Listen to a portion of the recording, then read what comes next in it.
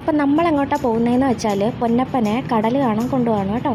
എന്ന് വെച്ചാൽ അവന് കുറേ നാളായിട്ട് പറയുന്നുണ്ട് കടൽ കാണുമെന്ന്. പക്ഷേ ഇതിന് മുമ്പ് ഒരിക്കൽ കൊണ്ടുപോയപ്പോൾ അവന് തിരമാല വരുന്ന കണ്ട് ഭയങ്കര പേടിയായിരുന്നു. അപ്പോൾ ഞങ്ങൾ എല്ലാവരും കൂടെ ഒരുമിച്ചാണ് പോകുന്നത്. എവിടെയാണെന്ന് വെച്ചാൽ നമ്മുടെ കാപ്പിലാണ് പോകുന്നത് കേട്ടോ.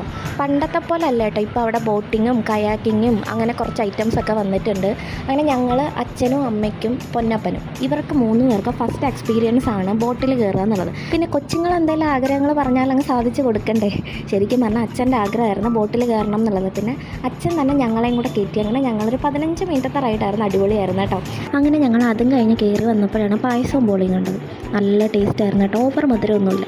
അമ്മയുടെ ഫേവറേറ്റ് ആണ് പാനിപ്പൂരി. അങ്ങനെ ഞങ്ങൾ അതും കഴിച്ചിട്ട് നേരെ കടലിലോട്ട് ഇറങ്ങാൻ പോയി കേട്ടോ. കുറേ നാൾക്ക് ശേഷമാണ് കേട്ടോ വീണ്ടും ബീച്ചിലോട്ട് വരുന്നത്.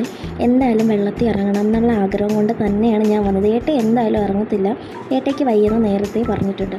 പൊന്നപ്പന് വെള്ളം കണ്ടപ്പോൾ എന്തെന്നില്ലാത്ത സന്തോഷം. പിന്നെ അവൻ്റെ സന്തോഷമല്ലേ ഞങ്ങളുടെ സന്തോഷം. അങ്ങനെ കുറേ നേരം ഞങ്ങൾ വെള്ളത്തിൽ കിടന്നു കേട്ടോ. കുറേ നേരം എന്ന് വെച്ചാൽ എനിക്കും പൊന്നപ്പനും കയറണമെന്നേ തോന്നിയില്ല. അമ്മയും അച്ഛനും ഏട്ടയും അങ്ങനെ ഇറങ്ങിയൊന്നുമില്ല കേട്ടോ. ഞാനും പൊന്നപ്പനും ഇത് ഫുള്ളായിട്ട് എൻജോയ് ചെയ്തു കേട്ടോ. ശരിക്കും പറഞ്ഞാൽ നീന്തണമെന്ന് മോഹമായിട്ട് ചെന്ന് പെട്ടത് ഈ നീന്തലറിയാത്ത അമ്മച്ചിയുടെ മുമ്പിലെന്ന് പറഞ്ഞ അവസ്ഥയായിപ്പോയി പൊന്നപ്പന്. അങ്ങനെ ഞങ്ങൾ കുറേ നേരം ഈ വെള്ളത്തിൽ കിടന്ന് അങ്ങോട്ടും അങ്ങോട്ടും ഓടി മറിഞ്ഞ് കടലിലും കായലിലും മാറി മാറി ഇറങ്ങി കളിക്കുമായിരുന്നു കേട്ടോ.